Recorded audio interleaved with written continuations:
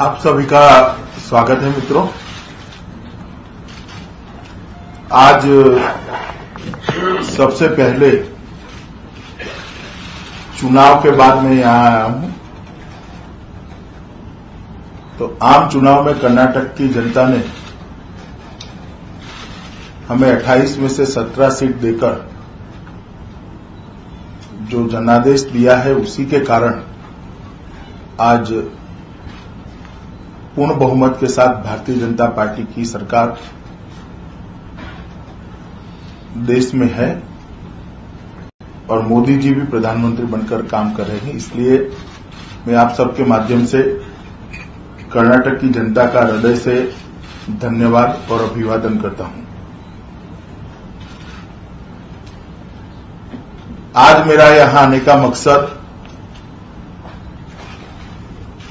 कांग्रेस मुक्त कर्नाटक बनाने के अभियान में एक महत्वपूर्ण पड़ाव है। 1 करोड़ कर्नाटक वासी मतदाताओं को भारतीय जनता पार्टी के सदस्य बनाना। इसके रिव्यू के लिए, इसकी कार्य योजना के लिए और साथियों से चर्चा के लिए मैं आज यहां पर आया हूं। इस सदस्यता अभियान देश भर में चल रहा है और पहली बार भारतीय जनता पार्टी ऑनलाइन सदस्य रजिस्टर कर रही है। देश भर में 10 करोड़ सदस्य बनाने का भारतीय जनता पार्टी का लक्ष्य है। उसमें से 2 करोड़ 95 लाख के लक्ष्य को हम क्रॉस कर गए हैं और जनवरी, फरवरी, मार्च ये 3 महीने में मुझे श्रद्धा है कि हम 10 करोड़ के लक्ष्य को पालेंगे और कर्नाटक भी 1 करोड़ के लक्ष्य को पालेंगे। मैं सबसे पहले भारत सरकार के प्रधानमंत्री, भारत सरकार और देश की खुफिया एजेंसी और रक्षा एजेंसियों को दिल से अभिनंदन देना चाहता हूं कि 29 तारीख को एक जो प्रयास हुआ था देश के अंदर एक बहुत बड़ी आतंकी घटना को अंजाम देने का, उसको अपनी आईबी और सुरक्षा एजेंसियों के सफल कोऑर्डिनेशन ने निरस्त किया है और एक बड़ी दुर्घटना से नए साल में हम बचे हैं। इसलिए मैं देश के प्रधानमंत्री जी, सुरक्षा एजेंसियों और आईबी के सभी प्रमुख अधिकारियों को अभिनंदन देता हूं। मित्रों, जब से मोदी जी के नेतृत्व में, भारतीय जनता पार्टी के नेतृत्व में एनडीए की सरकार बनी है, 7 माह के अंदर 2014 के चुनाव अभियान में हमने जो लोगों के सामने बातें रखी थी, जिन समस्याओं को उठाया था, जिन वादों को अंजाम देने के लिए हमने कहा था, उसकी दिशा में काफी काम हुआ है। कुछ चीजों को समाप्त कर लिया गया है, कुछ चीजों में काफी आगे बढ़े हैं और कुछ चीजों के लिए रणनीति बनाकर एक रोड मैप तैयार किया गया है। मैं इतना ही कह सकता हूं कि 7 महीने में हमें जो परंपरा से मिला था, मतलब अगली सरकार हमें जो देकर गई थी, उसमें हमने काफी सुधार करने का प्रयास किया है और उसमें सफलता भी मिली। सबसे पहले महंगाई, देश में पहली बार देश की जनता पेट्रोल और डीजल के दाम को कम होने का सुखद अनुभव कर रही है और थोक महंगाई दर लगभग 0 के आसपास स्थिर हुआ है, जो एक जमाने में 7% के आसपास रहा करता था। और 7 अर्थ में महंगाई कम होने के कारण, पेट्रोल और डीजल के दाम कम होने के कारण हर परिवार के बजट में 1500 रुपये की मिनिमम राहत इस भारतीय जनता पार्टी की सरकार ने पहुंचाई। 15 अगस्त को अपने भाषण में प्रधानमंत्री जी ने जनधन योजना की घोषणा की थी और सितंबर माह में ही जनधन योजना की पूरी ब्लूप्रिंट बनकर उसका इम्प्लीमेंटेशन शुरू हो गया है। और आज आप सबको बताते हुए मुझे हर्ष है कि हम 9.5 करोड़ से ज्यादा परिवारों को बैंक अकाउंट दिलाने में सफल हुए हैं। आजादी के इतने साल के बाद भी ये परिवार ऐसे थे जिनके परिवार में एक भी बैंक अकाउंट नहीं था। ये 9.5 करोड़ परिवारों को देश के अर्थतंत्र के अंदर देश की व्यवस्था के साथ जोड़ने में भारतीय जनता पार्टी सफल हुई है और उसके साथ ही उनके परिवार के लिए 1 लाख रुपए का एक्सीडेंट बीमा का भी लाभ भारतीय जनता पार्टी की सरकार ने दिया है। बेरोजगारी की समस्या को हमारे चुनावी अभियान में हमने प्रमुखता दी थी।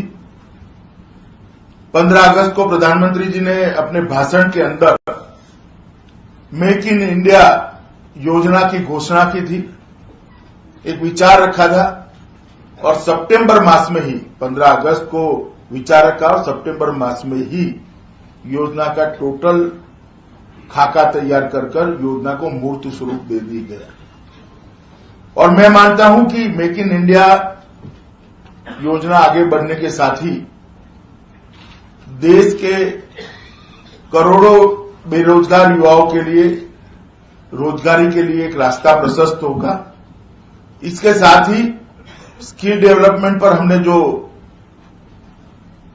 ध्यान सबका आकर्षित किया था, उसके लिए मोदी सरकार ने स्किल डेवलपमेंट डिपार्टमेंट नया शुरू किया है और एक पूर्ण समय के मंत्री भी स्किल डेवलपमेंट डिपार्टमेंट के लिए आवंटित किए गए हैं। स्किल डेवलपमेंट डिपार्टमेंट और मेक इन इंडिया दोनों को इकट्ठा कर काफी हद तक बेरोजगारी की समस्या को हम उसका सामना करने में सफल होंगे, ऐसा मुझे विश्वास है। हमने चुनावी अभियान में ब्लैक मनी पर काफी बातें कही थी और यूपीए सरकार 10 साल में ब्लैक मनी के बारे में कार्यवाही करने में, उनको ढूंढने में और आगे पर होने से रोकने में विफल गई है। इस बारे में हमने जनता के सामने प्रमुखता से बात रखी थी।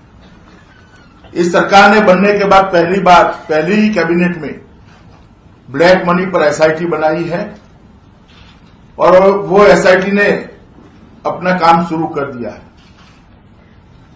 सरकार बनने के 1 ही महीने के बाद 10 साल से जो बैंक अकाउंट की इंफॉर्मेशन यूपीए सरकार के पास थी, उस पर कोई कार्यवाही नहीं होती थी। मई में सरकार बनी और जून के अंत में ये सभी के सभी काले धन के अकाउंट की इंफॉर्मेशन एसआईटी को जांच के लिए दे दी गई और एसआईटी 2 रिटायर्ड सुप्रीम कोर्ट जज की निगरानी में काम कर रही है। फिर भी कुछ द्विपक्षीय करार, अंतर्राष्ट्रीय करार और कुछ इंटरनेशनल कानून जो काले धन को रोकने में और काले धन को वापस लाने में आड़े आते हैं, उसके लिए प्रधानमंत्री जी ने जहां जहां भी वैश्विक फोरम में मौका मिला इस मुद्दे को उठाया है और इसके लिए आम सहमति बनाने का प्रयास किया है और उसमें काफी सफलता भारत के प्रधानमंत्री श्री मोदी को मिली है। जहां तक कूटनीति का सवाल है, आजादी के बाद शायद ही किसी प्रधानमंत्री को विदेश के अंदर इतना मान सम्मान मिला होगा। हम सब भारतीय जनता पार्टी के कार्यकर्ता मानते हैं कि मान सम्मान देश के 125 करोड़ लोगों का है और आज 7 ही महीने के कार्यकाल में देश दुनिया के राजनीतिक पटल पर एक अग्रिम पंक्ति का देश बनकर रह गया है। ये हम सब के लिए आनंद की बात है। यूपीए सरकार ने डब्ल्यूटीओ में एक सैद्धांतिक स्वीकार किया था कि किसानों की जो पैदावार है उसको सपोर्ट प्राइस से हिंदुस्तान खरीद नहीं करेगा, भारत सरकार खरीद नहीं करेगी। मगर जब उसको अमली जामा पहनाने का समय आया तब सौभाग्यवश भारतीय जनता पार्टी की सरकार थी, नरेंद्र मोदी की सरकार थी और हमने WTO के फोरम में एक फर्म स्टैंड लिया कि इसके साथ हम सहमत नहीं हो सकते, इस एग्रीमेंट को भारत उस पर हस्ताक्षर नहीं कर सकता। और उसी फर्मनेस और कूटनीतिक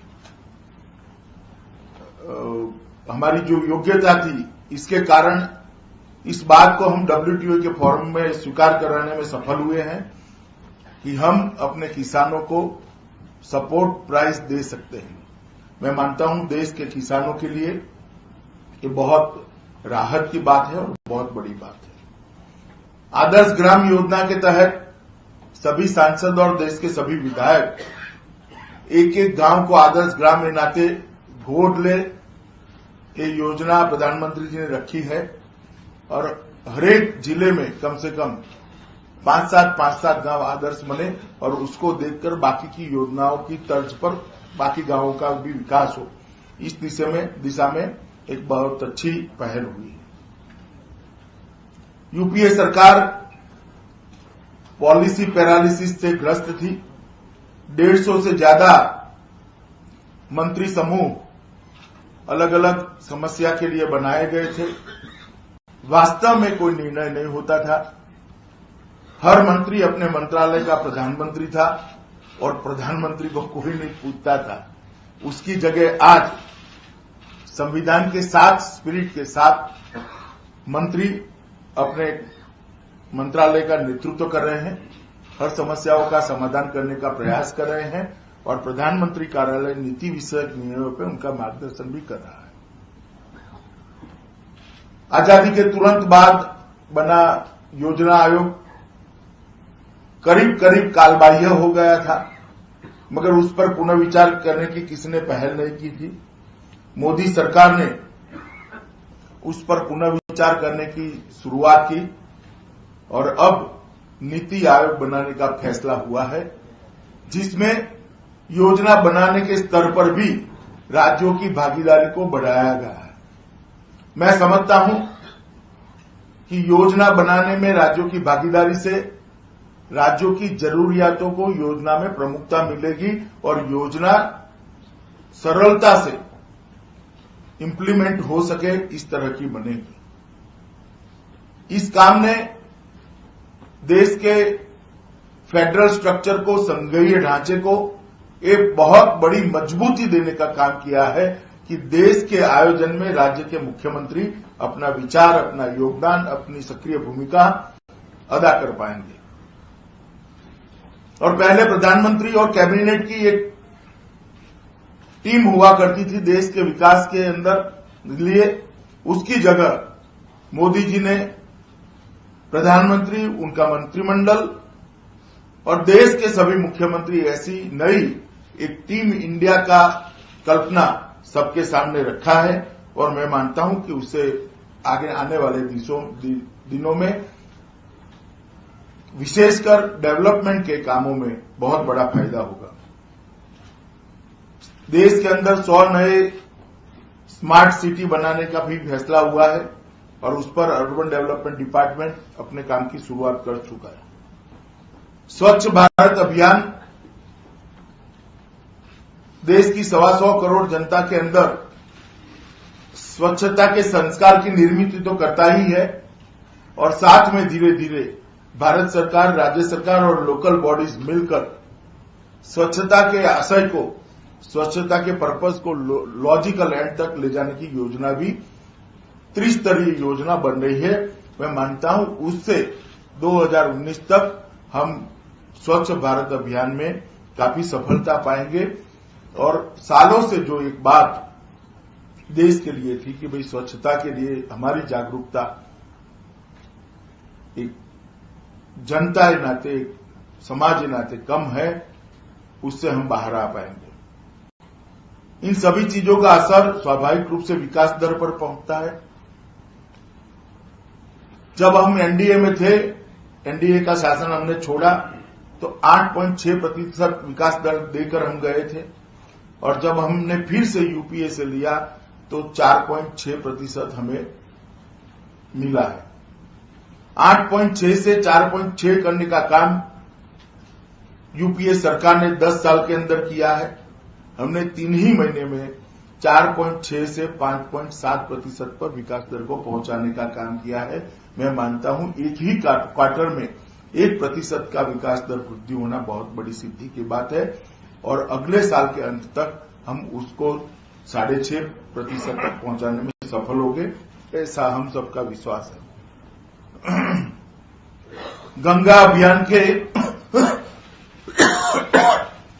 माध्यम से देश की सभी नदियों को शुद्ध करना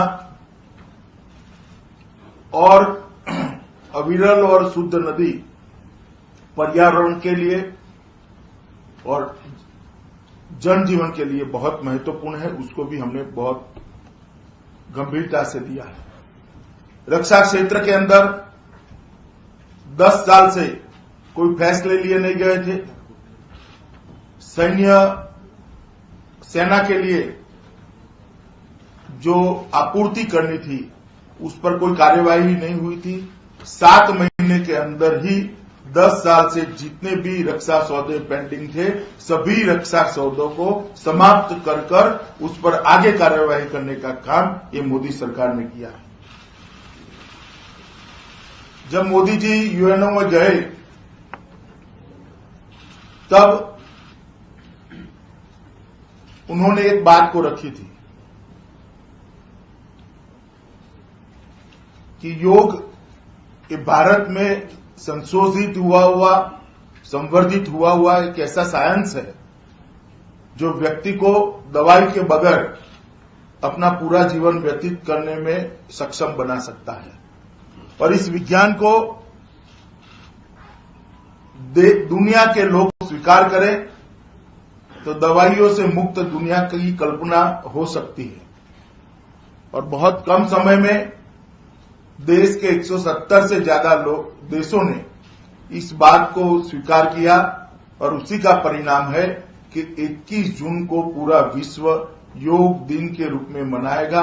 मैं मानता हूं भारत की संस्कृति के लिए, भारतीयता के लिए और भारत की सरकार के लिए ये बहुत बड़ी उपलब्धि है। संसद के अंदर छोटे छोटे कारणों के लेकर राज्यसभा चलने नहीं देना, हाउस ऑफ पीपल में पब्लिक का मैंडेट होने के बावजूद भी जो कानून और जो सुधार सरकार लाना चाहती है उसको अपर हाउस में रोककर रखने की गतिविधि के कारण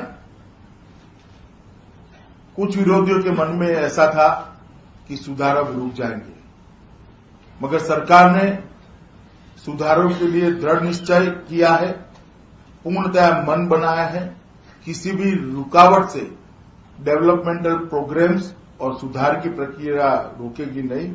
इसलिए 3 ऑर्डिनेंस कॉल ब्लॉक के लिए, बीमा क्षेत्र के सुधार के लिए और लैंड एक्विजिशन के लिए भारत सरकार लेकर आई है, और उसके कारण मैं मानता हूं कि आर्थिक गतिविधियों में बहुत बड़ी गति मिलेगी। कुल मिलाकर मित्रों, इस 7 महीनों में मोदी सरकार ने एक काफी अच्छी शुरुआत की है। एक कॉन्क्रीट रोड मैप तैयार हुआ है और काफी चीजों में नीति विषयक फैसले होकर सरकार के सभी कामों को गति देने का प्रयास किया है। कर्नाटक की स्थिति पर मैं ज्यादा कहना नहीं चाहता। कर्नाटक में भी विकास दर 10 से घटकर आधी रह गई है। कानून और व्यवस्था की परिस्थिति भी चिंताजनक है। कई भ्रष्टाचार के मामले यहां सरफेस पर आए हैं। हमारे स्टेट यूनिट के लोग इसको लेकर लोगों के बीच में संघर्ष कर रहे हैं। अभी भी सदस्यता अभियान के साथ साथ 25 लाख से ज्यादा परिवारों का संपर्क 2 दिन में करने का फैसला आज को ग्रुप में हुआ है। तो मुझे जो कहना था वो कह दिया। मुझे श्रद्धा है इसमें से आप बहुत कम छापेंगे मगर आप जो छापना चाहते हो वो आप पूछे, इसका जवाब मैं जरूर दूंगा।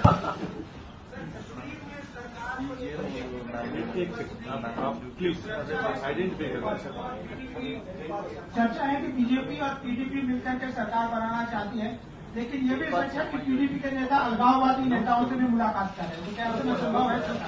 देखिए, कश्मीर में भारतीय जनता पार्टी के सभी ऑप्शन खुले हैं और हम सभी संभावनाओं को तराश रहे हैं। मुझे आशा है कि कुछ ही समय में इस पर कुछ निर्णय होगा। Excuse me, please introduce yourself and sir, Raghavan from India TV. Sir, ये आपने 7 महीने का जो गलतियां अभी गिनाई आपने, सब कुछ ठीक चल रहा है, तो इस बीच में ये घर वापसी क्यों जरूरी है सर? ऐसा अभियान जिसका समर्थन भारतीय जनता पार्टी भी कर। घर वापसी ये सरकार का कार्यक्रम नहीं। भारतीय जनता पार्टी का क्या व्यू है सर? आपने मैंने बहुत स्पष्ट किया है, कई बार किया है, हम फोर्सफुल कन्वर्जन के खिलाफ है। हम नहीं चाहते किसी भी नागरिक का देश में फोर्सफुल कन्वर्जन हो। हमने पहल करी है कि देश के सभी सो कॉल्ड सेक्युलर दल, राजनीतिक दल हमारे साथ आए और देश में कन्वर्जन को रोकने के लिए कानून लाने में भारतीय जनता पार्टी की मदद करें। मगर आपकी इंफॉर्मेशन के लिए कोई भी सो कॉल्ड सेक्युलर दल आज तक नहीं आया है। आज भी मैं आह्वान करता हूं कि धर्मांतरण को मीडिया की चर्चा से रोकने के बजाय कानूनी जामा पहनाकर रोकना चाहिए। फोर्सफुल कन्वर्जन रोकने के लिए, कानून बनाने के लिए सभी सो कॉल्ड सेक्युलर दल भारतीय जनता पार्टी का मदद करें।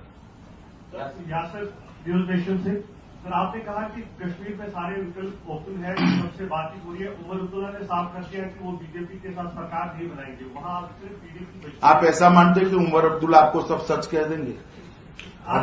ऐसे नहीं होता है। आप बताइए क्या चाहिए? मैं भी नहीं कह सकता भैया। तो सर, सीएसआर वायलेशन लगातार हो रही है, क्या आपको भी लगता है वक्त आ गया जवाब देना? देखिए, देश की सुरक्षा के मामले में मैं इस तरह से कोई निवेदन करना नहीं चाहता, मगर मैं इतना जरूर कह सकता हूं कि भारतीय जनता पार्टी की सरकार आने के बाद जब कभी सीमा पर शांति समझौते का वायोलेशन हुआ है, उसको करारा जवाब भारत की सेना ने दिया है और वो आगे पर भी देती रहेगी। Sir, Nikhil Joshi from times now. So is the government compelled to waste or spend too much time on controlling the actions of the associated organizations? नहीं, गवर्नमेंट का कोई टाइम जाया नहीं हो रहा है। टाइम्स नाउ का बहुत घंटा जाया हो रहा है। Sir, what about Hindu Jagran Sabha? Today they have spoken against the... ये टाइम्स नाउ का एजेंडा है। टाइम्स नाउ चलाता रहे। आपको मुबारक। भारतीय जनता पार्टी की सरकार को अपने एजेंडे से कोई चलित नहीं कर सकता, टाइम्स नाउ भी नहीं। Congress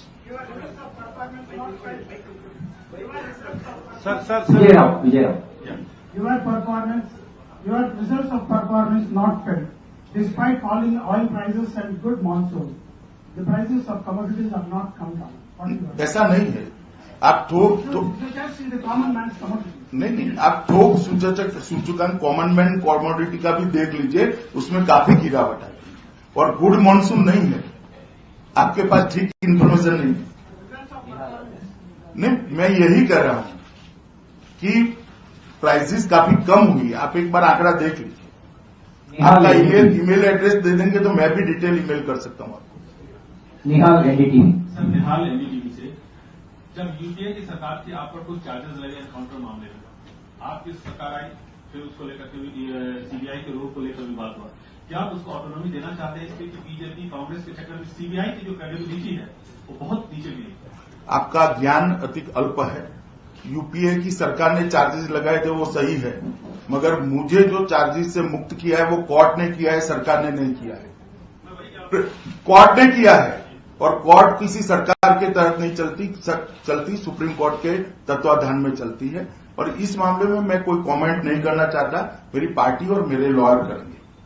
Anil, times of India. Sir, do you think your senior ministers are sulking because of lack of visibility like Sushma Swaraj during Narendra Modi's program? क्या बोल रहे हैं? Do you think your senior ministers are sulking because of the lack of visibility in the Prime Minister's program that Sushma Swaraj is said to be sulking? चलिए आगे। सगय Raj, news 6। Sakairas. Hello Please. Once again, Sakairas. There is a report in Indian Express today saying that Congress is have formed a separate Hindu group, which is called as Bharatiya Hindu Samaj, where it's in a process of developing the platform for Hindus, especially to following the footsteps of Vishwa Hindu culture. What is your take on that? नहीं, इस देश में सभी लोग अपना अपना संगठन बनाते हैं। सभी लोग संगठन बनाने के लिए स्वतंत्र, सिर्फ हिंदू नहीं, सभी लोग बनाते हैं। क्रिश्चियनों का भी है, मुसलमान का है, सबको अपना अपना अधिकार है।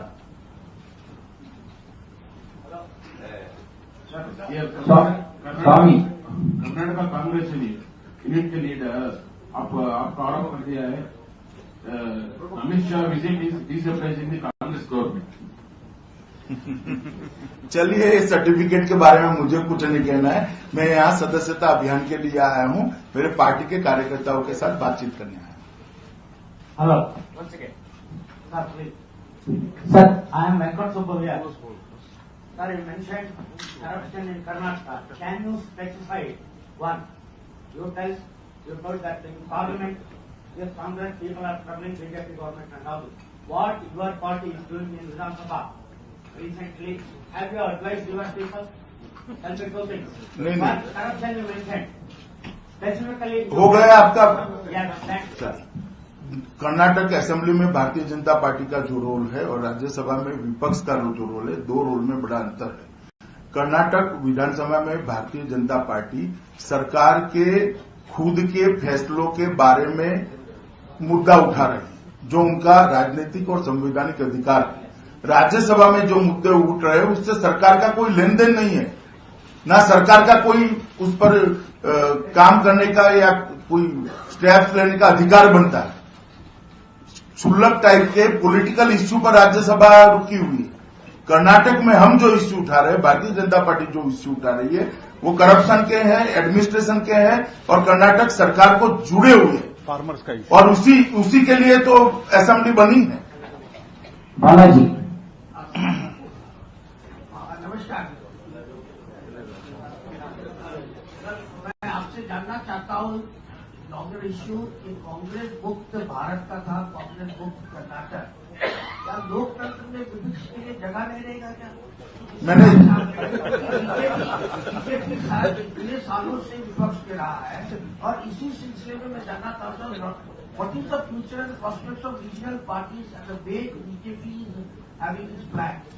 देखिए, कांग्रेस मुक्त भारत मतलब कांग्रेस को हिंदुस्तान से निकाल देना नहीं है, पावर से निकाल देना है और वो हमारा अधिकार है। हम अभियान चला सकते हैं, जनता ने फैसला करना है और विपक्ष में बैठेंगे आराम से,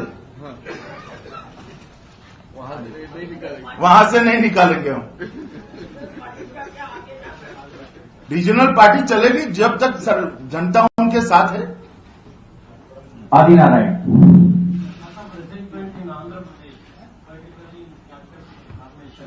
regarding this land acquisition before our ordinance. What is your comment on this? मैं कमेंट करना नहीं चाहता। सरकार ने देश की जरूरियातों को देखकर देश के डेवलपमेंट, इंडस्ट्री के, अर्बन डेवलपमेंट और गांवों के इंफ्रास्ट्रक्चर के लिए इस जरूरियात को लेकर लैंड एक्विजिशन ऑर्डिनेंस सरकार लाई है और मैं मानता हूं कि पूर्ण विचार कर ये ला गया है। वीरेंद्र कुंडा नहीं, वो तो है भाई, डेमोक्रेटिक कंट्री है, कोई हमारे सामने आंदोलन भी नहीं करेगा क्या? ऐसे थोड़ी ना देश चल सकता है। कड़ेदागी वीरेंद्र सुब्रमण्यम। सर, आप कांग्रेस मुक्त भारत के बारे में बार बार बात कर रहे हैं, मगर आपको जनता परिवार इकट्ठा हो रहा है, उसके बारे में आप कुछ बात नहीं कर रहे हैं। देखिए, जनता परिवार में जनता निकल गई है, परिवार बचा है और परिवार को शुभकामनाएं। Last question Hemant, Indian express. Last question.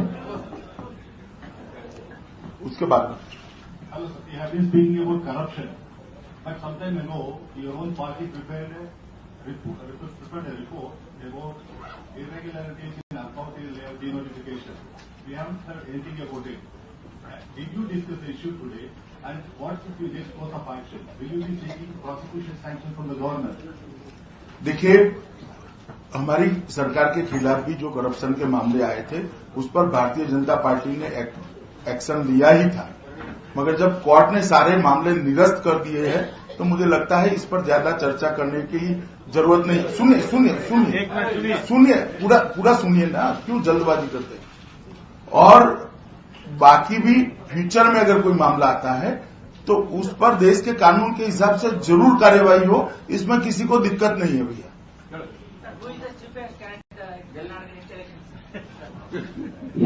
करेंगे घोषित, समय पर करेंगे। ಮಾಧ್ಯಮದ ಎಲ್ಲ ಪತ್ರಕರ್ತರಿಗೆ ವಿಶೇಷವಾದ ಧನ್ಯವಾದಗಳು. Thank you.